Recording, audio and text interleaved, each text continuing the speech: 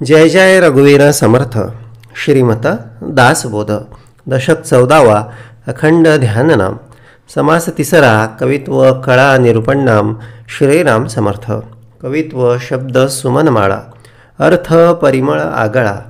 तेने संत षटपदकुळा आनंद होय. जय जय रघुवीर समर्थ. 14वा दशक अखंड ध्याननाम. एका मुख्य सूत्राकडे, एका मुख्य हेतूकडे, एका मुख्य तत्वाकडे, एका मुख्य जगण्याकडे, एका मुख्य नामस्मरणाकडे, एका मुख्य परमेश्वराकडे, एकाच सगळ्या ध्यासाकडे, एकाच सगळ्या निजध्यासाकडे, एकाच सगळ्या उपासनेकडे बोलले. आमचा देह म्हणा किंवा आमचं मन म्हणा हे लागून राहिलं पाहिजे. आणि बोलले हे असं झालं म्हणजे काय झालं. बोलले याजसाठी केला होता अट्टहास. बोलले हे असं झालं म्हणजे झाले जन्माचे सार्थक. आणि एवढ्यासाठी बोलले मनुष्य जन्म आहे. याची देही याची डोळा पाहेन म्हणजे माझ्या मोक्षाचा सोहळा. मोक्षाचा सोहळा काय आहे, मोक्ष काय आहे तर बोलले वासनांपासून मुक्ती आणि इच्छांपासून मुक्ती, आकांक्षांपासून मुक्ती. नाही शोक, नाही चिंता, नाही ब्रह्मभूता प्रसन्नात्मा, न शोचती न कांक्षती. या सततच्या सगळ्या विचारांपासून मुक्ती. आणि एका त्या अगदी अत्यंत निश्चळ निराकार निरामय सगळ्या भूमिकेला की ज्या ठिकाणी मितूपणाची झाली बोळवण.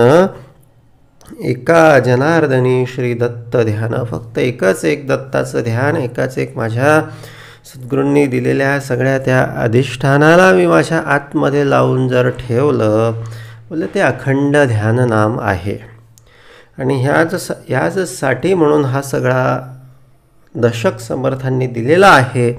आणि या दशकातील समास तिसरा कवित्व कळा निरूपण नाम.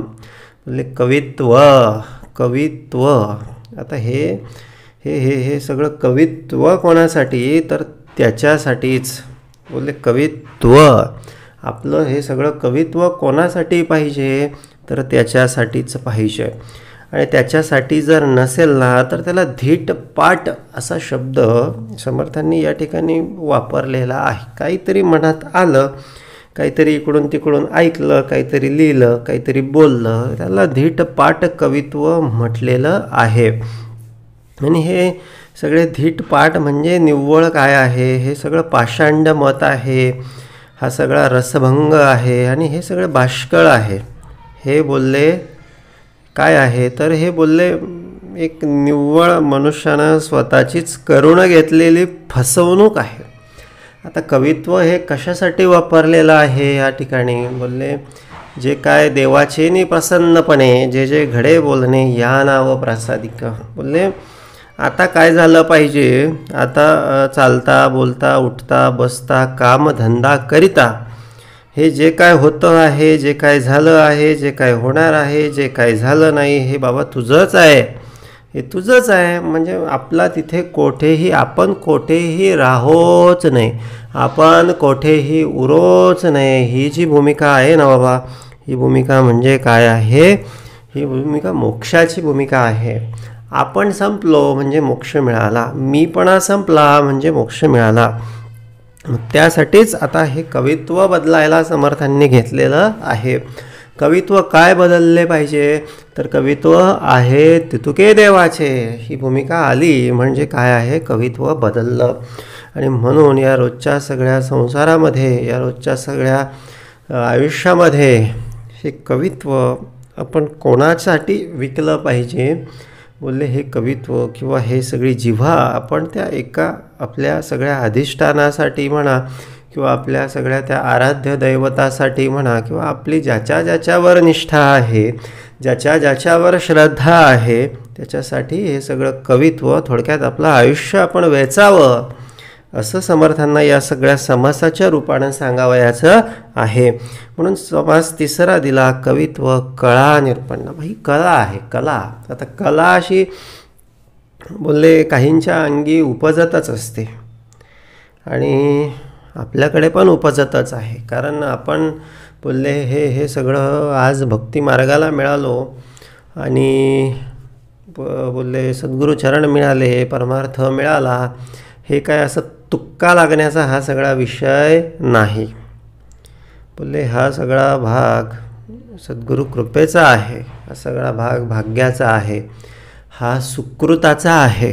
बोलले हे जे सुकृत घेऊन आम्ही गेल्या सगळ्या जन्मामध्ये सगळं मरण पावलो, त्या सुकृताच्या बळावर आम्हाला हे मिळालं. आता ज्यांच्याकडे सुकृत नव्हतं तर ते पण बरेच जण असे आहेत की ते असे मोकाट फिरत आहेत.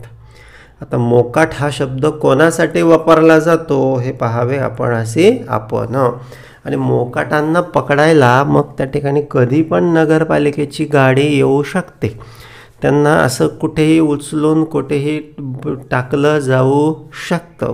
त्यांना असं रस्त्यावरचं शिळं खावं लागतं. त्यांना कोणीही येऊन काठी मारतो. मग अशी मोकाट अवस्था होऊ नये म्हणजे बरे. मग त्यासाठी अखंड ध्यान पाहिजे, म्हणजे अखंड चरण सेवावे, सद्गुरूंचे सद्गती कारणे, अखंड परमार्थ असावा, अखंड उपासनेचा आश्रय मिळावा. कारण उपासनेचा मोठा आश्रय, उपासनेचा आश्रय हा सगळ्यात मोठा आहे. उपासनेशिवाय अन्य कुठल्याही गोष्टीचा आश्रय आम्हाला सुख देऊ शकत नाही. एक समाधान, एक आनंद आमच्या हृदयामध्ये मिळू शकत नाही. आता जे काय वस्तू आम्ही धनद्रव्य दारा या संसारामध्ये विकत घेतो किंवा आम्हाला आकस्मिक सगळे लाभ होतात, तर त्याच्यामुळे आम्हाला थोडंसं बरं वाटतं, थोडासा आनंद होतो. आम्हाला असं वाटतं की आम्हाला खूप छान काहीतरी मिळालं, पण तो फक्त हर्ष आहे, आनंद, थोडंसं आनंद आहे, थोडासा आनंद आहे. पण जी प्रसन्नता, जी चिरकाल टिकणारी जी शांती, समाधान, ते कशातून आहे तर ते फक्त आणि फक्त सद्गुरू चरणापाशीच आहे. म्हणून सद्गुरू पाय सेवावे सद्गती कारण. सद्गुरू पाय सेवावे म्हणजे काय? पादसेवण भक्ती म्हणजे काय?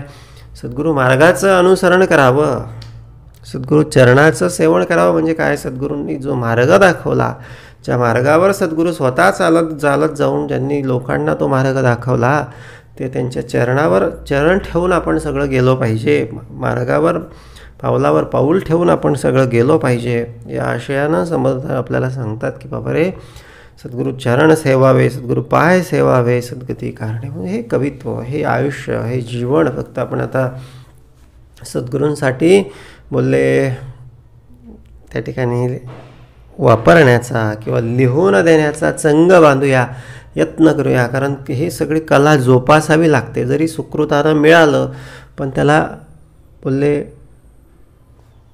आपण वाढवलं पाहिजे. महत्भाग्य हाताशी आले परी भोगू नाही जाणीतले, असं नको व्हायला. परीस लाभला महत्प्रयासे लाभला परीस गोटा, परी जाणो नये करंटा, असं नको व्हायला. परीस मिळाला आणि हा परीस आहे, याच्यापासून मी लोहाचं सुवर्ण करू शकतो, हे एकतर माहीतच पडलं नाही किंवा माहिती पडूनही त्या परीसाला व्यवस्थित सांभाळता आलेला नाही. त्याला दगड समजून जर फेकण्यात आला तरी तो ठाईचा करंटा, म्हणजे तो ठाईचा करंटा आहे. मग हे असं होऊ नये. हे मिळालेलं आहे बाबा, ही कला, कवित्व कला. हे कवित्व आपल्याकडे इनबिल्ट आहे, आपल्या सॉफ्टवेअरमध्येच ते आहे. म्हणूनच आपण आज श्रवण करतो, उपासना करतो, भक्ती करतो. मग आता काय केलं पाहिजे? ते सॉफ्टवेअर अपडेट केलं पाहिजे. आता सॉफ्टवेअर जर अपडेट केलं नाही तर त्याच्यामध्ये बग्स येतात, व्हायरस येतात आणि मग ते सॉफ्टवेअर करप्ट होऊन जातं. करप्ट झाल्यामुळे मग ते सगळं काही कामाचं राहत नाही.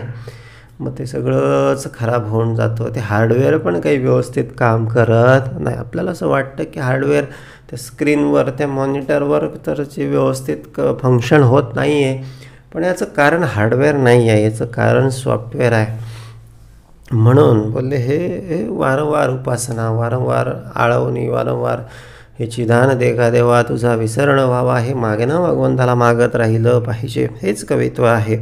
आणि हेच कवित्व दाखवण्यासाठी म्हणून समर्थांनी हा तिसरा समास या ठिकाणी घेतलेला आहे. म्हणून समास तिसरा, कवित्व कळा निरूपण नाम श्रीराम समर्थ. कवित्व शब्द सुमनमाळा, अर्थ परिमळ आगळा, तेने संत षटपद कुळा आनंद होय. आता कवित्व कसं पाहिजे तर शब्द सुमनमाळा, बोलले एक शब्दरूपी सुमन आम्ही अर्पण केली पाहिजे की ज्याच्यातून अर्थ परिमळ आगळा, अर्थाचा परिमळ आला पाहिजे. परिमळ म्हणजे काय? आनंद झाला पाहिजे. कोणाला? संत षटपद कुळाला आनंद झाला पाहिजे.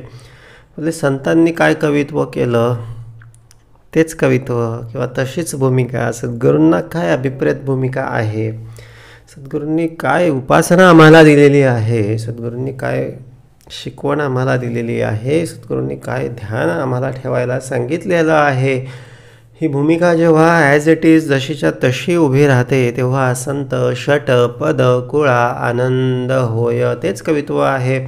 बाकीचं सगळं पाषांड मत आहे. बाकीचं जगणं हे जगणं नव्हेच. बाकीचं जगणं हे बोलले एक कुठेतरी त्याला पाषांड, बाष्कळ, कुटीळ, हीन या सगळ्या भूमिकांमध्ये ते सगळं बसतं. ऐसी माळा अंतःकरणी, म्हणून एक अशी भूमिका की जी सुमन, शब्द सुमन, त्याच्यामध्ये अर्थ परिमळ, ही अशी भूमिका आम्ही ऐसी माळा अंतःकरणी गुंफून पूजा रामचरणी. आणि एकतर कवित्व भगवंतासाठी पाहिजे आणि दुसरं कवित्व बोलले एक संसारातलं जरी कवित्व असेल, संसारातलं जरी बोलणं असेल किंवा चालणं असेल तर ही भूमिका कशी पाहिजे? गुंफून पूजा रामचरणी. माझा एक जगामध्ये असणारा सगळा जगदीश्वर सगळा माझ्या समोर उभा आहे आणि या जगदीश्वराला मी साकडं घालतो आहे. ही भूमिका जेव्हा जाणीवपूर्वक केली जाते तेव्हा गुंफून पूजा रामचरणी, तेव्हा ते माझा रामच माझ्यासमोर उभा आहे. ओंकारतंत अखंडपणी खंडूच नाही, म्हणजे कुठेही सगळीकडे बोलले हे अखंडपणा असला पाहिजे की बोलले हे पुढे उभा मंगेश, मागे उभा मंगेश, हे असं कवित्व, हे असं पाहणं, हे असं ऐकणं, पुढे मागे इकडे तिकडे चहूकडे सगळीकडे एकच एक बोलले. काय विठ्ठल असेल, काय पांडुरंग असेल, काय श्रीपाद असतील, काय श्री नृसिंह सरस्वती असतील. गुंफून पूजा रामचरणी, ओंकारतंत अखंडपणी खंडूच नाही, अखंडपणी खंडूच नाही. जोपर्यंत श्वास चालू आहे तोपर्यंत ओंकारतंत, ओकार तो ब्रह्मा, अकार तो विष्णू, मकार तो महेश जाणी येजा. बोलले ह्या तिहीन मिळून जी भूमिका बनलेली आहे ती परमात्मा तत्व किंवा ते सद्गुरू साक्षात परब्रह्म ओंकार तत्त अखंड खंडूच नये. ही स्मरणाची भूमिका खंडू नये, ध्यानाची भूमिका खंडू नये, हे उत्तम कवित्वाची भूमिका खंडू नाही. जे काय बोलणं असेल ते कवित्वच आहे. मग ते बोलले ह्या प्रत्येक ठिकाणी मी माझ्या सगळ्या त्या गुंफून पूजा रामचरणी, रामासाठीच, त्या जगदीश्वरासाठीच मी ही सगळी शब्दपूजा किंवा बोलले अर्थपूजा ही सगळी त्यांच्या वाहतो आहे असं समजून आपलं सगळे उच्चार किंवा अशी सगळी कवित्वाची भूमिका आपणाकडे असायला पाहिजे. परोपकारा कारणे कवित्व अगत्य करणे, तया कवित्वाची लक्षणे बोली जेते. कवित्व कसं असावं की जेणे होय परोपकार, या सगळ्या कवित्वाच्या मधून परोपकार झाला पाहिजे. कोणाच्या तरी अंतरी समाधान उत्पत्ती झाली पाहिजे, समाधान निर्माण झालं पाहिजे आणि कुठेतरी त्याच्या आतला तो जो परमेश्वर आहे किंवा जी ईश्वरी सत्ता आहे त्या सत्तेचं भान ठेवून ही सगळी बोलले कवित्वाची भूमिका आम्ही सगळी मांडली पाहिजे किंवा असं कवित्व केलं पाहिजे. केंद्रस्थानी कोण पाहिजे तर गुंफून पूजा रामचरणी, तो श्रीराम पाहिजे. म्हणून कवित्व अगत्य करणे तया कवित्वाची लक्षणे बोधिजेती. आता ही कवित्वाची लक्षणं समर्थांनी इथून पुढे सांगितलेली आहे. जेणे घडे भगवत भक्ती, जेणे घडे विरक्ती, ऐसी या कवित्वाची युक्ती आधी वाढवावी. तर बोलले असतात बाहेर सगळे कवी असतात, त्या तिकडे नदीच्या पलीकडे, आणि असेल कोणाचे तरी झोपडे वगैरे वगैरे वगैरे वगैरे. हे असे पाल्हाळिक, रसिक, शृंगारिक असे असे भरपूर सारे कवित्व असतात. पण खरं कवित्व कशाचं आहे किंवा खरं बोलले तर जेणे घडे भगवत भक्ती. कवित्व कोणाचं होतं? कवित्व संत तुकारामांचं होतं, समर्थांचं होतं, नाथांचं होतं, नामदेवाचं होतं, जनाबाईचं, सगळ्यांचं हे जे कवित्व होतं ना ते कवित्व होतं. बाकीचं तर सगळं भाषांड मते आहे. हे इकडे नदीच्या पलीकडे झोपडे वगैरे हे सगळी भूमिका काय आहे हा नुसता अनुमान आहे, ती काही कवित्वाची भूमिका नाही. आणि म्हणून जेणे घडे भगवत भक्ती. आता आमच्याकडेही अशी भूमिका पाहिजे की आमच्याकडेही भगवत भक्तीची अशी भूमिका आम्ही धारण केली पाहिजे की आमच्याकडे पाहून इतरांना बोलले त्या ठिकाणी भगवत भक्तीची प्रेरणा मिळाली पाहिजे. जेणे घडे विरक्ती, ऐसी या कवित्वाची युक्ती आधी वाढवावी. आमच्या बोलण्यातून बोलले आमच्या पण सगळ्या अंगी विरक्तीची भूमिका उभी राहिली पाहिजे, इतरांकडे पण विरक्ती उभी राहिली पाहिजे. असे समाधानाचे, असे प्रचितीचे, असे भगवत वाक्य आमच्या मुखातून अखंड निघाली पाहिजे. उगाच बाष्कळपणा करू नये, जनासारखी व्यर्थ बडबड करूच नाही. का ओसणतोसी व्यर्थ असे समर्थ वारंवार बऱ्याच ठिकाणी बोलतात. जनासारिखे व्यर्थ का ओसणावे. जनासारखं ओसणून काही फायदा नाही, जनासारखं लोभ करून काही फायदा नाही, जनासारखं काम करून काही फायदा नाही, जनासारखं वासनांच्या मागे धावून काही फायदा नाही. कारण धावून एक मिळालं जरी तरी थोडासा हर्ष होणार आहे. त्या पलीकडे पुन्हा सगळं उदासीनता किंवा पुन्हा सगळी निराशा सगळी भरणार आहे. की निराशा काय असते की एवढं सगळं मी अट्टाहास केला, एवढं सगळं धावलो आणि जे मिळालं त्याच्यातून मला असं सुख आनंद का मिळत नाही आहे. तर खऱ्या अर्थानं मनुष्य कुठल्या तरी एका शाश्वत अशा समाधानाच्या, सगळ्या शांतीच्या मागे सगळं आहे किंवा तो शोधतो आहे की मला कुठेतरी एक समाधान मिळेल, कुठेतरी एक आनंद मिळेल, कुठेतरी चित्ताकडे शांती उभी राहील. आणि म्हणून तो ह्या सगळ्या संसारिक सगळ्या गोष्टींमागे धावतो. पण ते मिळाल्यानंतर त्याला तेवढ्यापुरता फक्त भास होतो, त्या पलीकडे काही नाही. क्षणिक सुखाचा सगळा आभास आहे आणि पुन्हा सगळं निराशेचा सगळा वास आहे. आणि म्हणून बोलले ही अखंड विरक्तीची भूमिका, अखंड बोलले भगवत भक्तीची भूमिका आमच्याकडे आम्ही धारण करावी. ऐसी या कवित्वाची युक्ती आधी वाढवावी. क्रियेविन शब्दज्ञान तया न मानिती सज्जन, म्हणून देव प्रसन्न अनुतापे करावा. बोले आधी केले आणि मग सांगितले. आधी कर्माची भूमिका पाहिजे, आधी कृतीची भूमिका पाहिजे. क्रियेविन जर काही कुठे बोलणं असेल, सांगणं असेल, चालणं असेल तर ते काय आहे तर ते तया न मानिती सज्जन. बोलले त्यातून न मानिती समाधान मिळणार नाही बाबा, आनंद होणार नाही. आधी केलेचे करावे. परमार्थ हा करण्यासाठी आहे, परमार्थ हा काही सांगण्यासाठी नाही. परमार्थ हा नुसता बोलाची भात आणि बोलाचीच कढी असा भाग नाही. याला दाखवण्यासाठी त्याला दाखवण्यासाठी तर अजिबात नाही. आम्ही असं करतो, आम्ही तसं करतो, आमचे सद्गुरू असे आमच्या इथे असं सांगतात, आमच्या याच्यासाठी तर अजिबात नाही. लोकांना आपल्या सगळ्या वर्तनामध्ये दिसलं पाहिजे. काही कोणाला नको रे मना शिकवू पुढीलांचे, अहंभाव जो राहिला तुझपाशी. आपण इतरांना शिकवून काही उपयोगच नाही. आपल्याकडे कुठेतरी अहंभाव राहिलेला असला की त्यामुळे मनुष्य इतरांना सगळं शिकवायला लागतो. म्हणजे असं शिकवण्याचा भाग सोडूनच द्यायचा, फक्त कृती करण्याचा भाग सगळा आपल्याकडे असायला पाहिजे. मौनम सर्वार्थ साधनम. म्हणून क्रियेवेन शब्दज्ञान तया न मानिती सज्जन म्हणून देव प्रसन्न अनुतापे करावा. आता अनुताप देव कसा प्रसन्न होणार आहे? अनुताप विरक्ती आणि अनुताप. ते कैचे उरेल पाप. आणि पापाची जर समूळ भूमिका नष्ट झाली तर एक निर्मळपणाचा सोहळा आणि तेच परमेश्वराचं, त्या परमात्म्याचं रूप आहे. आणि तेथेच सगळी देवाची वसती, तेथेच देवाचा वास आहे.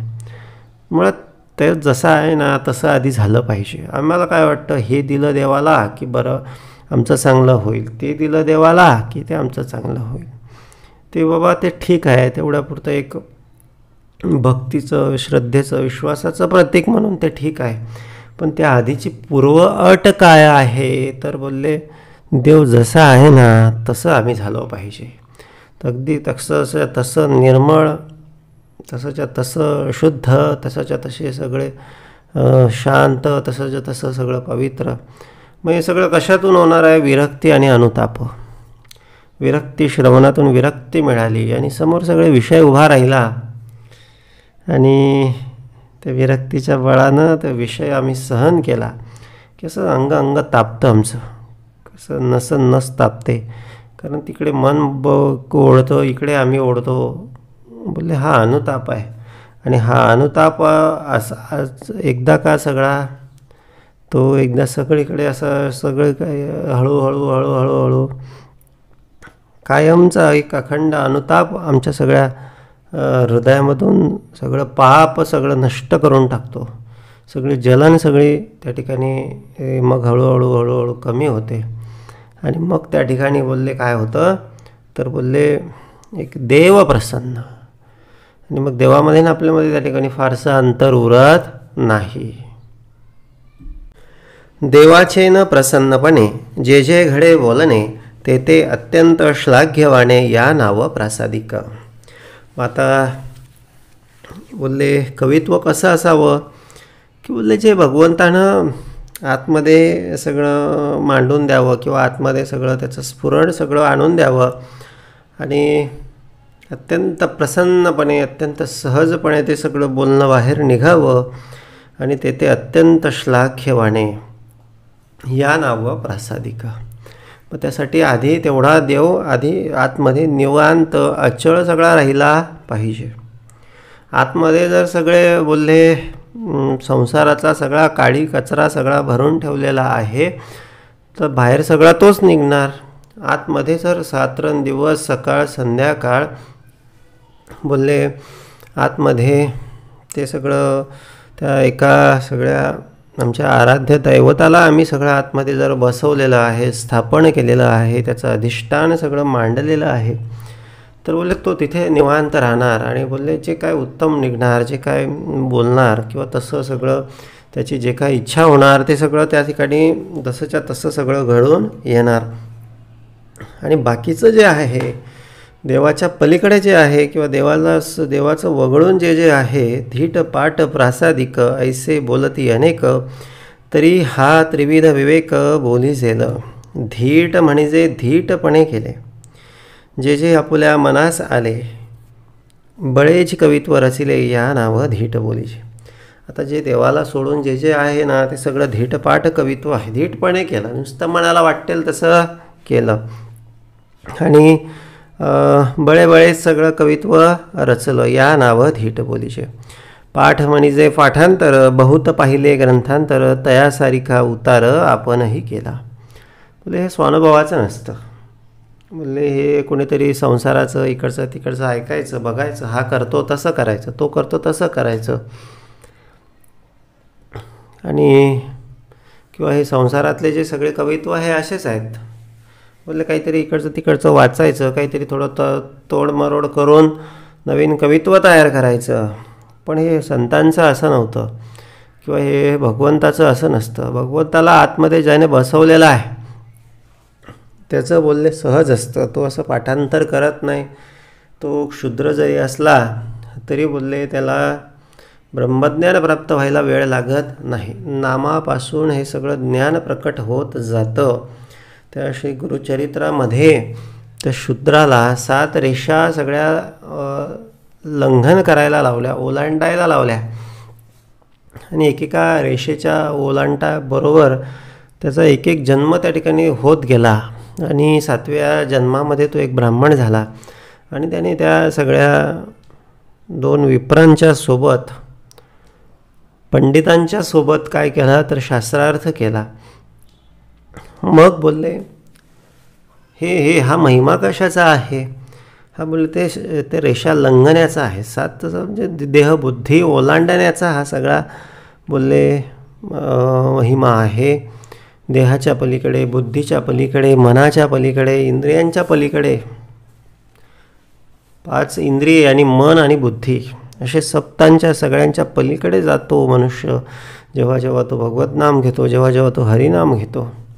आणि त्याची जुळणी किंवा त्याची सगळी कनेक्टिव्हिटी ते एका मुख्य परमेश्वराच्या सोबत असते. आणि मग त्याच्या आतमध्ये ते सगळं सामर्थ्य प्रकटतं ते आणि तो बोलतो तसं होतं. बोलले ही भूमिका कोणाच्या बाबतीत आहे? ही भूमिका हरिभक्ताच्या बाबतीत आहे. पण बाकीचे भूमिका म्हणजे काय? पाठांतर. पाठ म्हणजे पाठांतर. बहुत पाहिले ग्रंथांतर, तयासारिखा उतार आपणही केला. शीघ्रची कवित्व जोडिले, दृष्टी पडिले त्याची वर्णिले, भक्ती वाचून जे जे केले त्या नाव धीटपाठ. भक्ती वाचून जे जे केलं बाबा ते सगळं धीटपाठ आहे. म्हणजे सगळं आपण बोलतो ना सगळं 3 पाठ आहे. म्हणजे काहीच अर्थ नसलेलं, काहीच बोलले त्याच्यात राम नाही, हे सगळं वाया जाणारी भूमिका आहे. पण आयुष्य ज्याचं भक्ती वाचून आहे त्याचं आयुष्य सगळं 3 पाठ आहे, धीटपाठ आहे. म्हणजे व्यर्थ आहे, निरर्थक आहे, वाया जाणारं आहे. त्याने कितीही केलं, कितीही तो भागला, कितीही कष्ट केले, कितीही लोभ त्याने केला, तरी बोलले तो सुखी, समाधानी, आनंदी, शांतीला प्राप्त करू शकत नाही. म्हणून असं शीघ्रची कवित्व जोडिले, दृष्टी पडिले त्याची वर्णिले. म्हणजे हे हे हे हे आहे ना बाबा, हे सगळं सगळं सगळं सगळं धीटपाठ आहे. कामिक, रसिक, शृंगारिक हे त्याचे प्रकार आहेत. हे असे मनुष्याच्या सगळ्या अवस्था. एक भगवत भक्ती नसेल तर हे सगळे उद्भव मनुष्याकडे असतात. भगवत भक्ती असेल तर त्याच्याकडे कसलाच भाव नसतो, एक निर्गुण भाव त्याच्याकडे फक्त असतो. एक अतिशय निरामय शांती त्याच्याकडे सगळी असते. एक शुद्ध आनंद त्याच्याकडे सगळा विलसत राहतो. पण ते जर भूमिका नसेल तर मग ही भूमिका आहे. कुठली भूमिका आहे? बोलले कामिक. त्याच्याकडे काम, रस, शृंगार, वीर, हास्य, प्रास्ताविक, कौतुक, विनोद अनेक या नावं धीटपाठ. हे सगळ्या भूमिका उभ्या राहतात. आणि या सगळ्या धीटपाठ भूमिका आहेत. ह्या सगळ्या मनुष्याला तेवढ्यापुरत्या इहलोकामध्ये तेवढ्यापुरता मनुष्य वाटतं काहीतरी करतो आहे. पण या सगळ्या पुढे सगळ्या अधोगतीला नेणाऱ्या सगळ्या भूमिका आहेत. मन झाले कामाकार, तैसेच निगती उद्गार, धीट पाठे पर पार परस्पर पाविजेत नाही. जसं आहे आतमध्ये भरलेलं बाबा ते तसं निघणार. जसं गोडाऊनमध्ये आहे तसं शोरूमला ठेवलं जातं. तर बोलले आणि हे सगळं आतमध्ये जर कामाकार सगळी भूमिका बसलेली असेल तर बाहेरसुद्धा ही सगळी भूमिका कामाकार सगळी दिसून येते. तैसेच निगती उद्गार, धीट पाठे परस्पर पाविजेत नाही. समाधान पाविजेत नाही, विश्रांती पाविजेत नाही आणि आनंद पाविजेत नाही. धावाधाव भागम भाग, धावाधाव भागन भाग, एवढीच भूमिका फक्त त्या सगळ्या धीटपाठक म्हणजे सांसारिकात, साधारण सांसारिकाकडे सगळी असते. व्हावया उदरशांती, करणे लागे नरस्तुती, तेथे केली जे व्युत्पत्ती त्या नाव धीटपाठ. एवं पोट भरावयाची विद्या. आता हे जे जे भगवंताला सोडून आहे, जे जे काय परमार्थाला सोडून आहे ते काय आहे? पोट भरावयाची विद्या आहे. आणि त्याच्यातून होऊन काय होणार आहे? उदरशांती होणार आहे. बाकी ते मनशांती, आत्मशांती त्याच्यातून मिळू शकते का? तर नाही. पण मग एवढ्यासाठी काय काय करावं लागतं? करणे लागे नरस्तुती. सगळ्यांची ह्याची त्याची सगळी तोलतोल सगळी करावी लागते. तेथे केली जे व्युत्पत्ती त्या नाव धीटपाठ. आणि त्याच्यामध्ये हे जे आपण व्युत्पत्ती केली, निर्मिती केली किंवा हे जे जे जे काय उत्पन्न झालं या सगळ्यांमधून तेही सगळं काय आहे? तर तेही सगळं धीटपाठच आहे. कवित्व नसावे धीटपाट, कवित्व नसावे खटपट, कवित्व नसावे उद्धट पाषांड मत. आता हे सगळी कवित्वाची लक्षणं कवी लेखक यांच्यासाठी जरी समर्थांनी सांगितलेली असली तरी बोलले हीच भूमिका आमचं पण कवित्वच असतं. आम्ही रोज आयुष्यामध्ये जे लिहित असतो, जे वागत असतो, जे बोलत असतो ना, ती कवित्वाचीच भूमिका आहे. कवित्व नसावे धीटपाट, हे असं वरती सांगितलेल्याप्रमाणे भगवंताला सोडून जे जे आहे ना बाबा ते धीटपाठ आहे तसं नसावं. खटपट खटपट खटपट संसाराची, लोभाची आणि वेगवेगळ्या सगळ्या विषयांची सगळी खटपट त्या ठिकाणी नसावी. उद्धट नसावं. नम्र झाले भूता तेने कोंडिले अनंता, सर्वांशी अत्यंत नम्रपणे ह्या सगळ्यांच्या रूपामध्ये माझा परमेश्वर सगळा वास करून राहिलेला आहे.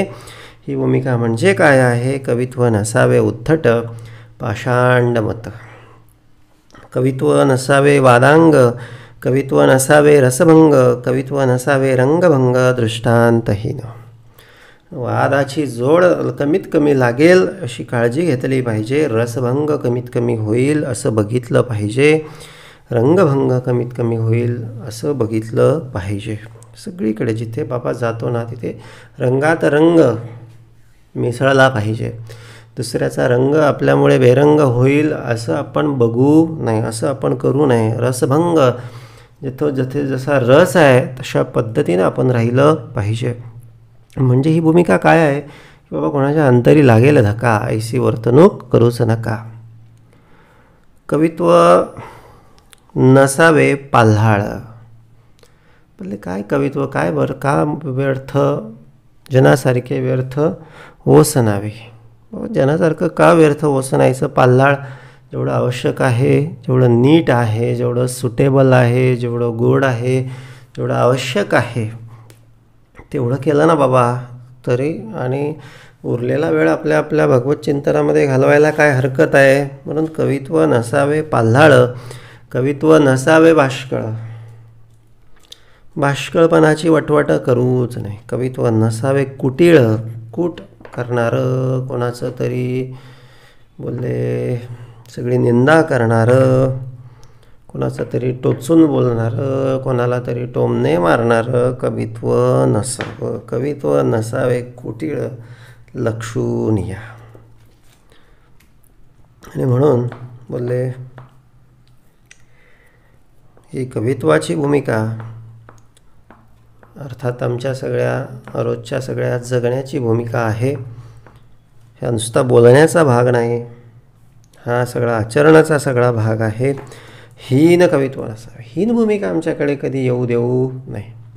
लाजिरवाणी अत्यंत शीन वाटणारी सगळी भूमिका आमच्याकडे कधी येऊ देऊ नाही. म्हणून हीन कवित्व नसावे, बोललेची न बोलावे. जे जे सांगितलं ते परत परत काय बोलत बसायचं. छंदभंग न करावे, मुद्राहीन. काहीतरी वेगळं असेल, काहीतरी विशेष असेल ते सांगावं. छंदाला धरून घ्यावं. गतीमध्ये, चालीमध्ये, लयीमध्ये मुद्राहीन, मुद्राहीन. मुद्रेला धरून असावं, म्हणजे ते शब्द व्याकरणाच्या सगळ्या नियमाला धरून असावं. व्युत्पत्तीहीन, समाजाच्या, नीतिमत्तेच्या, धर्माच्या सगळ्या नियमाला धरून आमचं सगळं आचरण व्यवहार असावा. व्युत्पत्तीहीन तर्कहीन. काहीतरी उगाच काहीतरी घ्यायचं, इकडचा शब्द तिकडे जोडायचा, काहीतरी इकडचं बोलायचं तिकडे जोड. बोले हे असं भूमिका म्हणजे काय आहे? व्युत्पत्तीहीन तर्कहीन, कळाहीन शब्दहीन, भक्ती ज्ञान वैराग्यहीन कवित्व नसावे. बोले कळाहीन, काहीतरी त्याच्यामध्ये सार असला पाहिजे, भक्ती असली पाहिजे, ज्ञान असलं पाहिजे, वैराग्य असलं पाहिजे. असं कवित्व असेल तर बोलले हे कवित्व समाधान प्राप्त करून देत असतं. भक्तिहीन जे कवित्व तेची जाणावे ठोंबे मत. ठोंबे म्हणजे सहज ठोकलेलं, म्हणजे असंच काहीतरी उगाच काहीतरी कोणाच तरी मनाला वाटलं सांगितलं बोलले असं भरच असतं बरं का. म्हणजे काय, लोक असं बोलतात, लोक असं चर्चा करतात, लोक असं म्हणतात, लोक तसं म्हणतात, काही त्याला अर्थ नाही. हे सगळे ठोंबे मतं असतात. बऱ्याच त्या गोष्टी याच्यातल्या खोट्या असतात, अफवा असतात. काहीतरी कोणाला तरी वाटतं, काहीतरी तो कुठेतरी सांगतो, दुसरा त्याचं वाढवून सांगतो, तिसरा आणखीन त्याला वाढवून सांगतो. कोण काय बोलत आहे याच्याकडे अजिबात बोलले लक्ष देण्याची गरज नाही. म्हणून बोलले ऐकावे जनाचे करावे म्हणाचे. म्हणजे जन म्हणजे काय सगळे चांगलं सांगतील असं नाही. जन हे त्यांच्या स्वार्थाला डोळ्यासमोर ठेवून, जन हे त्यांचं हित डोळ्यासमोर ठेवून, जन हे काहीतरी त्यांचा फायदा डोळ्यासमोर ठेवून, किंवा कोणी निंदेतनं, कोणी मत्सरात, कोणी द्वेषातनं, हे सगळं त्यांचं मत सगळं आपल्या पुढे मांडत असतो. आणि बोलले म्हणून हे ठोंबे मत असं शब्द समर्थांनी त्याला नाव दिलेलं आहे. ठोंबे मतामध्ये वाहून जाऊ नये. आवडीहीन जे वक्तृत्व कंटाळवाणे. आता समोरच्याची भूमिका काय आहे, समोरच्याची आवश्यकता, त्याची आवड निवड पाहून बोलले आपण कुठेतरी कसं काय कर्तृत्व केलं पाहिजे हे आपण सगळं जाणून असलो पाहिजे. भक्तिविन जो अनुवाद तेची जाणावा विनोद, प्रीतिविन संवाद घडे केवे. बोलले भक्तीशिवाय जो अनुवाद आहे ना बाबा, किंवा जे बोलणं आहे, किंवा जे कवित्व आहे, किंवा जे जगणं आहे, तोची जाणावा विनोद. विनोद आहे, गंमत आहे, चेष्टा आहे. आणि ही म्हणजे काय काय काय काय मजा, काय गंमत लावली आहे, काय चेष्टा लावली आहे, म्हणजे काय अर्थ नसलेला सगळा जो भाग असतो ना, त्याला त्या आशयानं किंवा त्या संदर्भानं हे असं बोललं जातं. काय चेष्टा लावली, काय विनोद आहे. आणि म्हणून प्रीतिविन संवाद केवी घडे. बोलले भगवंत आणि भक्ती यांच्यामधील प्रीती या गोष्टी, या सृष्टीमध्ये दोनच गोष्टी आहेत. एक आहे भगवंत आणि दुसरी त्याची ही सगळी माया म्हणजे आपण. आता ह्या दोनच गोष्टी आहेत. बाकीचं सगळं काय आहे, बाकीचं ठोंबे मत आहे, बाकीचं सगळं टाईमपास आहे, बाकीचा सगळा विनोद आहे. आणि या दोहोंमध्ये जोपर्यंत प्रीती नाही, किंवा या दोहोंमध्ये जोपर्यंत संवाद नाही, तोपर्यंत बोलले प्रीती नाही, तोपर्यंत हा संवाद घडू शकत नाही. म्हणून ज्याला भगवंताबद्दल प्रीती आहे, ज्याला भगवंताशी चितगुज करावीशी वाटते, भगवंताचं काहीतरी रोज करावं असं वाटतं, बोलले तीच भूमिका सार्थकतेची भूमिका आहे. असो धीट पाठ ते ऐसे, नथिले अहंतेचे पिसे, आता प्रासादिकते कैसे सांगीचे. आतापर्यंत हे कोणाचं होतं, हे शुद्ध सांसारिकाचं सगळं मत होतं. म्हणजे शुद्ध सांसारिक मनुष्यासाठीचं हे सगळं मत होतं. पण आता समर्थ काय सांगतायत बाबा, हे आता काय नसावं हे सांगितलं, आता काय असावं ही भूमिका समर्थ वर्णन करीत आहे. बोलले काय असावं, काय असावं, काय असावं. बोलले वैभव कांता कांचन, जयास वाटे हे वमन, अंतरी लागले ध्यान सर्वोत्तमाचे. बोलले ज्याने मनुष्यानं कसं असावं, बोलले वैभव कांता आणि कांचन, जयास वाटे वमन. वमन म्हणजे काय आहे, त्याग केलेली वस्तू. बोलले आपलं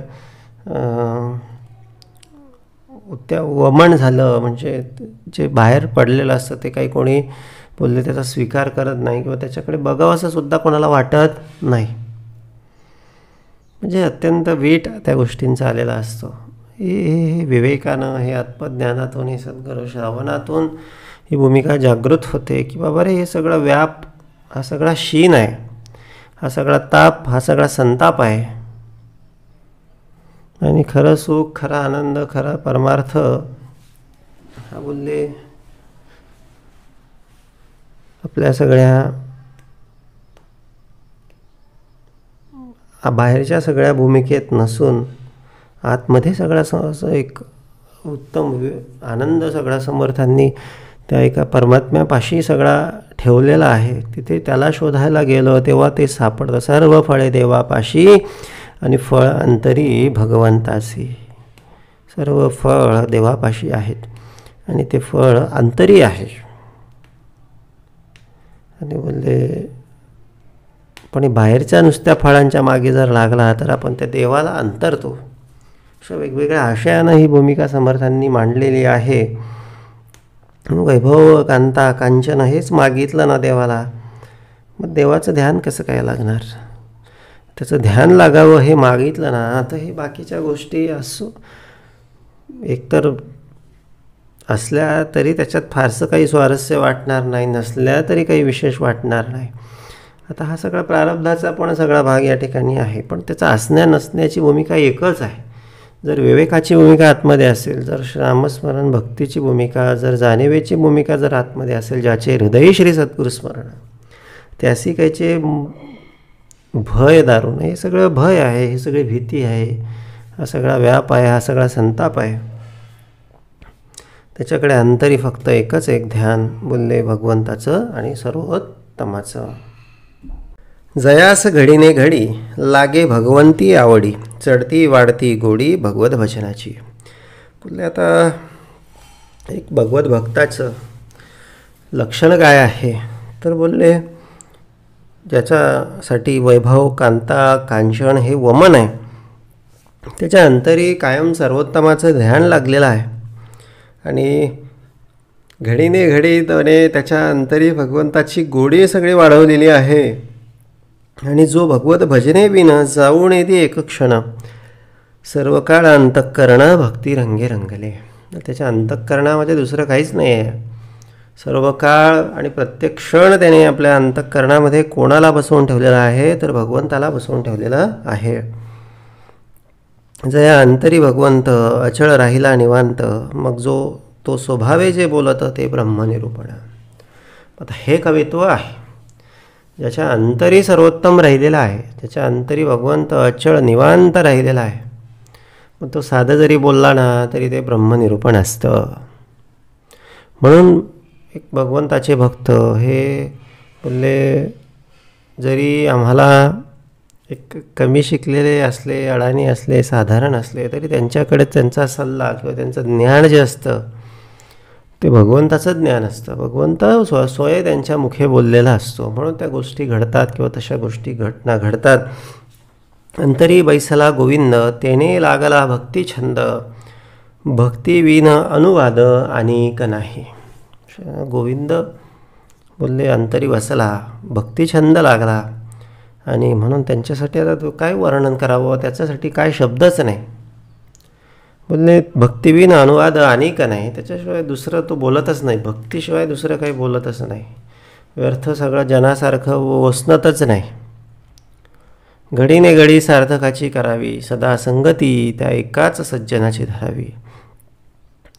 आवडी लागली अंतरी तैसीच वदे वैखरी, भावे करुणा कीर्तन करी प्रेम भरे नाचतू. त्याच्या अंतरी आवडी लागलेली आहे आणि तशीच वैखरी किंवा तशीच भूमिका त्याच्या वैखरीकडून सगळी बदली जात आहे. भावे करुणा कीर्तन करी प्रेम भरे नाचतो. त्याच्या भावामध्ये करुणा आहे, अत्यंत प्रेमाने तो सगळा नाचतो आहे.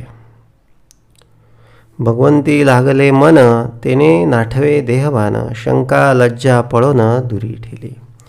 आणि त्याचं मन जे आहे ना बाबा, ते मन भगवंताच्या पाशी लागून राहिलेलं आहे. आता मन जिकडे असतं ना तिकडे आमचा देह असतो. मग देह कुठेही असला ना, आपण मन बोलले जिथे असेल तिथे त्याच भूमिकेमध्ये किंवा तीच आमची स्थिती मानली जाते. आता याचं मन भगवंताकडेच लागलेलं आहे, तर त्याला देहभानाचं काय आठवण होतो कुठे. मग फार त्याचं अडचण आहे का, फार गरिबीत आहे का, फार दुःखात आहे का, आणि फार त्या ठिकाणी चिंतेत आहे का, हा सगळा विषयच नसतो. बोलले मन लागलं त्याने नाठवे देहभान.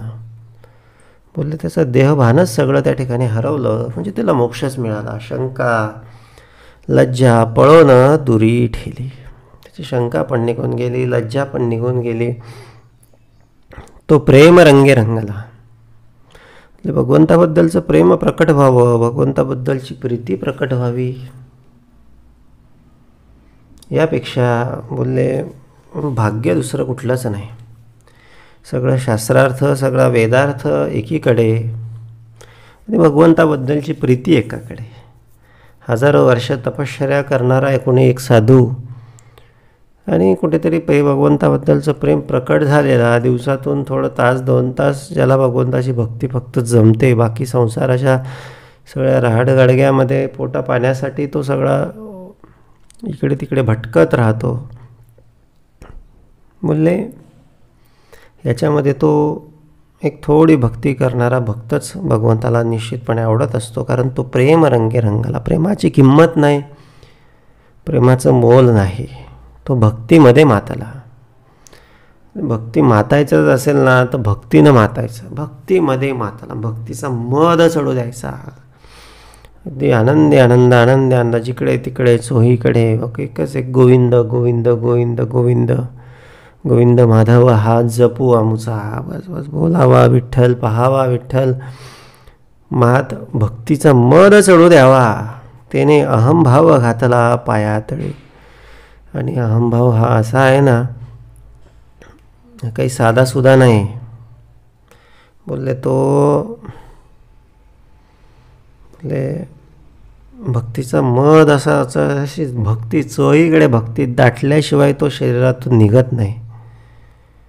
मग असं जेव्हा ही सगळी भक्ती सगळीकडे दाटते, मग तेव्हा बोलले हा सगळा अहंकार सगळा पायाखाली येतो. गात नाचत निशंक तयास कैचे दिसती लोक, दृष्टी त्रैलोक्य नायक वसो न ठेला. गातो कधी नाचतो, कधी बोलले भजन करतो, कधी सण उत्सवांमध्ये सगळा त्या सहभाग घेतो. ऐन केन प्रकारे तो त्या एका भगवंताशी जोडलेला आहे. त्याला वेळच नाही. हे कैचे दिसती लोक, बाकीचे विषय आणि लोक आणि हे सगळं बघा ना. आम्ही एखाद्या वेळेस अत्यंत एखाद्या कामाच्या धुंदीत असतो किंवा एखाद्या टेन्शनमध्ये असतो, तेव्हा मला काहीच आठवत नाही हे खाऊ का ते पिऊ का, ही भूक लागली का, असं झालं का, कारण धुंदी सगळी तिकडे लागलेली आहे. तर विचार करा, ज्याला भगवंताची धुंदी लागलेली आहे, मग त्याचं संसारातला सगळा सुख काय, दुःख काय, आपले काय, परके काय, मी कोण आणि आपण कोण, हे सगळ्या भूमिका त्याच्या गळून पडत असतात. दृष्टी त्रैलोक्य नायक वसो न ठेला. त्याच्या दृष्टीपुढे फक्त एकच एक असतो. कोण असतो? त्रैलोक्य नायक असतो. आणि ऐनकेन प्रकारे फक्त मला त्रैलोक्य नायक मिळावा अशी भूमिका त्याची असते. ऐसा भगवंती रंगला अनेक काही न लगे त्याला, स्व इच्छा वर्णू लागला ध्यान कीर्ती प्रताप. म्हणजे असं जो भगवंती रंगला ना, रंगून बघावं, करून बघावं. हा भाग करण्याचा आहे, बोलण्याचा नाही. म्हणजे करून बघावं, तेव्हा काही न लगे त्याला. सगळं त्याची तृप्ती, सगळं त्याची मन सगळं भरवून जातं. म्हणजे तो बोलतो एक भगवंत मिळाला ना, भगवंताची भक्ती जरी मिळाली ना, तरी तो बोलतो की बस आता अनेक काही न लगे, स्वइच्छा वर्णू लागला ध्यान कीर्ती प्रताप. स्वइच्छेने त्याला सगळं जे काही ते मिळतं, पण त्याला त्याची पण गरज नसते. कीर्ती प्रताप सगळं काही त्याला मिळतं. नाना ध्याने नाना मूर्ती, नाना प्रताप नाना कीर्ती, तया पुढे नरस्तुती तृणतुल्य वाटे. सर्व प्रताप सर्व कीर्ती सहज तो प्राप्त करू शकतो, पण तरी त्याला त्याची आवश्यकता वाटत नाही. नरस्तुती, माणसांच्या पुढे सगळं येरझारा घालणं हे तृणतुल्य वाटे. हे त्याच्यासाठी काडीसारखं आहे. असो ऐसा भगवत भक्त, जो ये संसारी विरक्त, तयास मानिती मुक्त साधूषण. असा जो आहे, जो भगवंताचा भक्त आहे, तोच या संसारामध्ये मुक्त आहे. आणि अशांनाच साधूजन सगळे शोधत येतात. त्याचे भक्तीचे कौतुक, तया नाव प्रासादिक, सहज बोलता विवेक प्रकट होय. असा जो भगवंताचा भक्त आहे, रात्रंदिवस ज्याचं चित्त भगवंती रंगलेलं आहे, तो एक क्षण रिकामा जाऊ देत नाही आहे. त्याच्या डोळ्यासमोर फक्त भगवंताचं ध्यान आहे. आणि बोलले असा जो बोलतो ते कवित्व, अशाच्या मुखातून जे बोललं जातं ते प्रासादिक असतं. म्हणून ऐका कवित्व लक्षणं, केलेची करू निरूपण, जेणे निवे अंतःकरण श्रोतयाचे. आणि मग अशा कवित्वाचं लक्षण समर्थ आता या ठिकाणी वर्णन करीत आहे. कवित्व असावे निर्मळ, कवित्व असावे सरळ, कवित्व असावे प्रांजळ अन्वयाचे. साधं सरळ बोलले प्रांजळ सगळं जीवन जगता आलं पाहिजे. जसं कवित्व साधं सरळ प्रांजळ पाहिजे या ठिकाणी समर्थ कवित्व सांगतायत, पण ही भूमिका आमचीच आहे, आमच्या आयुष्याची आहे. साधं असावं, सरळ असावं. कोणी कितीही वाकडं झालं आपण वाकडं होऊ नये, आपण सरळ असावं. आपल्याला सरळच भगवंत ठेवतो, आपल्याला सरळ सरळच सगळ्या गोष्टी मिळतात. कोणी जर वाकडेपणा करत असेल तर त्याला वाकडंच व्हावं लागतं. वाकडेपणाच त्याच्या आयुष्यामध्ये येत असतो. आपण त्याची चिंता करू नये, आपण आपलं कर्तव्य सरळ मार्गाने करत राहावं. कवित्व असावे भक्तिबळे, कवित्व असावे अर्थागळे, कवित्व असावे वेगळे अहंतेसी. अहंता बोलले आमची सुटली पाहिजे, भाव भक्ती बळ आम्हाला मिळालं पाहिजे. अर्थ बोलले काहीतरी अर्थपूर्ण सगळे भूमिका जी आहे ती भूमिका आम्ही केली पाहिजे. आणि ही भूमिका श्रवण उपासनेतूनच बोलले आम्हाला कळू शकते. एक सद्गुरुकृपा असेलच तरच अर्थ आहे. सद्गुरुकृपा नसेल, भक्ती नसेल तर जगण्याला काही अर्थ नाही.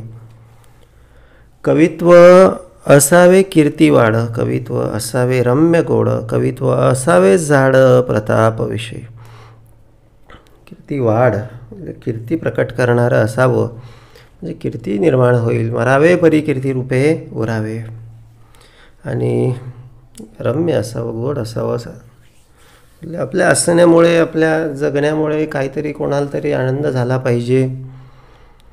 कवित्व असावे जाड प्रतापविषयी. आणि प्रतापाची भूमिका म्हणजे पराक्रमाची भूमिका, कष्टाची भूमिका हे अत्यंत बोलले आमच्याकडे धीट असली पाहिजे, अत्यंत परिपूर्ण असली पाहिजे.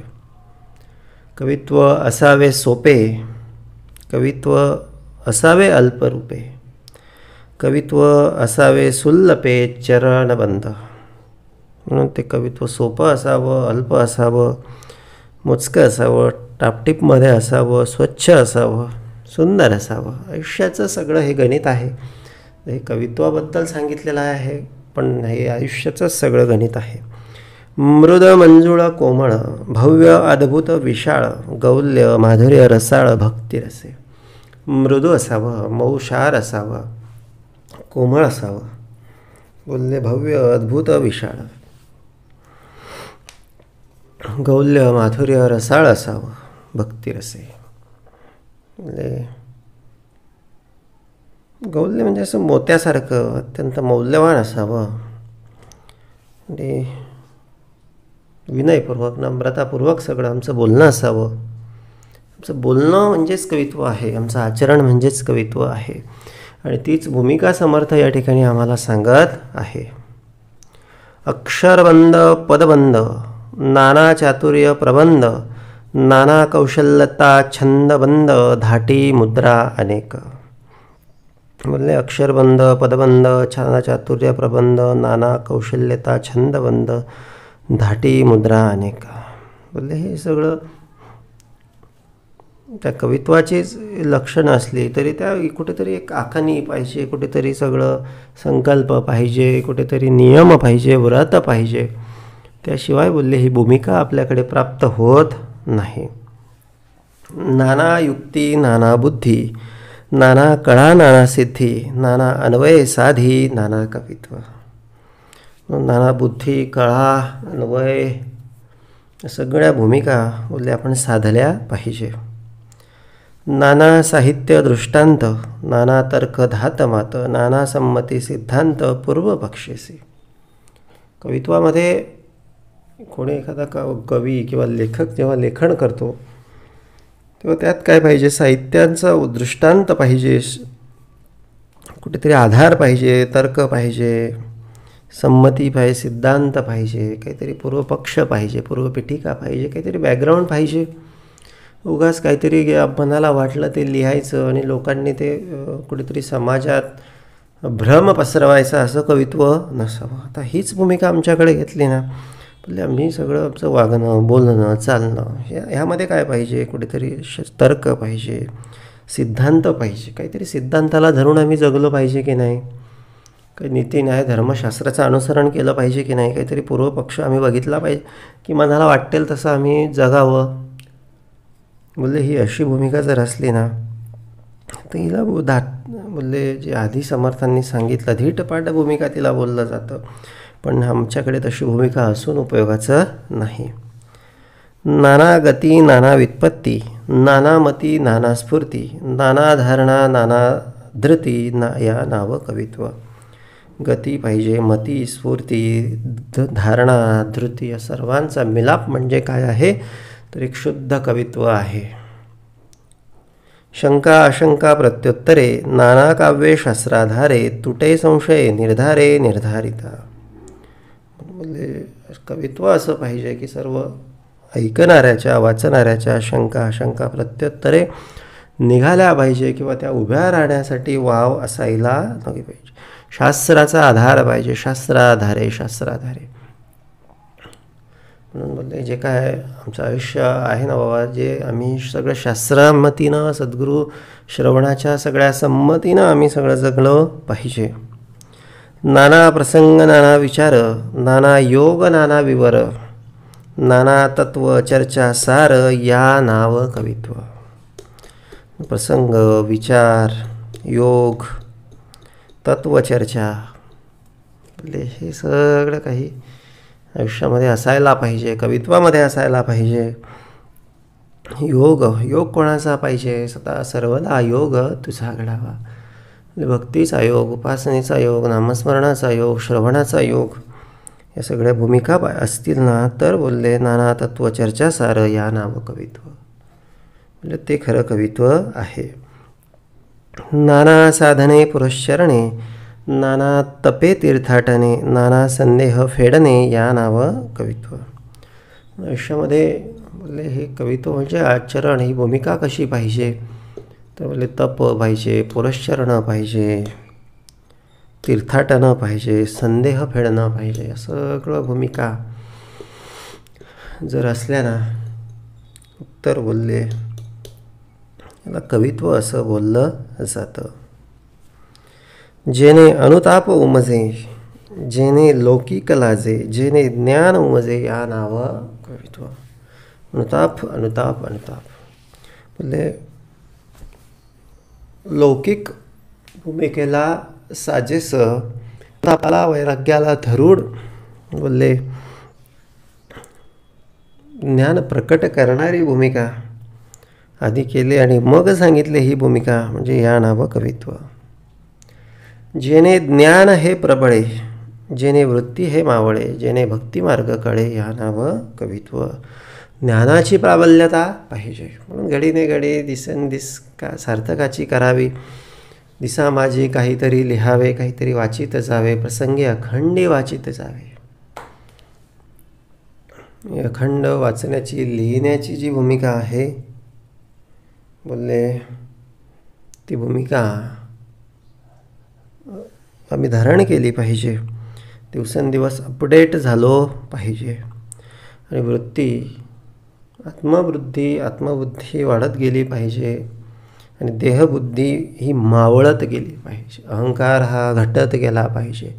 ज्ञानबुद्धी विवेकबुद्धी वाढही लागेल. असं काहीतरी करावं, असा काहीतरी संग धरावा, असा काहीतरी आमचा वेळ कारणी लागावा. जेने देहबुद्धी तुटे, जेने भवसिंधू वाटे, जेने भगवंत प्रकटे या नाव कवित्व. आणि या सगळ्यांचा परिपाक कशात होणार आहे तर जेने भगवंत प्रकटे. म्हणून हे एक मोठा यज्ञ आहे. भगवंत असं नाही की भगवंताचं गेले बाजारात भाजीपाला आणला, चिरला, स्वयंपाक केला आणि भगवंत मिळाला असं नाही. हे असं सगळं करत करत करत ज्ञान वृत्ती मावळत मावळत मावळत देहबुद्धी बाजूला करत करत बोलले सगळं संशय काढत तत्वचर्चा करत करत विचार बघत बघत पुरश्चरणे तीर्थाटने संदेह फेडणे आणि मग जेने भगवंत प्रकटे या नाव कवित्व. अशी ही सगळी भूमिका आहे. जेने सद्बुद्धी लागे, जेने पाषांड भंगे, जेने विवेक जागे, या नाव कवित्व. सद्बुद्धी सगळी प्रकट झाली पाहिजे, सद्बुद्धीचा आश्रय घेतला पाहिजे. पाषांड मतं, पाषांड वर्तन, पाषांड आचरण, सगळं खोटे नाटं, सगळं लबाडीचं, अनितीचं, अधर्माचं, अन्यायाचं, हे सगळं त्याचा त्याग केला पाहिजे. बोलले या नाव कवित्व. जेने सद्वस्तू भासे, जेने भास हा निरसे, जेने भिन्नत्व नासे, या नाव कवित्व. सद्वस्तूचं सगळा शोध घेणारं, सद्वस्तूचा सगळं व्यासंग असणारं कवित्व, तसा संग, तसं आचरण, तसं वाचन, तशी उपासना, तसा मार्ग आम्ही स्वीकारला पाहिजे. वेगळेपणा आमचा सगळा बाजूला होऊन काय आलं पाहिजे, तर बोलले बोलले तुमचा सगळा मनोदरीचा जडभास गेला, मनाचा भास सगळा, अहंतेचा भास बाजूला झाला पाहिजे. विसरू कसा मी सद्गुरू पादुक्याला. आणि कुठे आहे हे सद्गुरू चरणाभाशीच आहे. जेने होय समाधान, जेने तुटे संसार बंधन, जया माणिती सज्जन, तया नाव कवित्व. समाधान झालं पाहिजे, संसार बंधन तुटलं पाहिजे, म्हणून अशा सज्जनाचा संग, असं कवित्व आम्ही वाचलं पाहिजे, श्रवण केलं पाहिजे. आणि इतरांसाठी नवीन कवित्व सगळं, किंवा नवीन सगळं आदर्श, नवीन उदाहरण सगळं आम्ही उभं केलं पाहिजे. ऐसे कवित्व लक्षणं सांगता ते असाधारण, परंतु काही एक निरूपणं बुजावया केले. असे सगळे कवित्व लक्षणं आहे. ही सगळी लक्षणं हळूहळू मानत सगळी अंगीकारावी. आणि याच्यातून बोलले असाधारण तत्व सगळं प्रकट होत जातं आणि एक भगवंत प्रकटण्याची भूमिका प्राप्त होत जाते. इति श्रीदासबोधे गुरुशिष्य संवादे कवित्व कळा निरूपणाम समास तिसरा. जय जय रघुवीर समर्थ.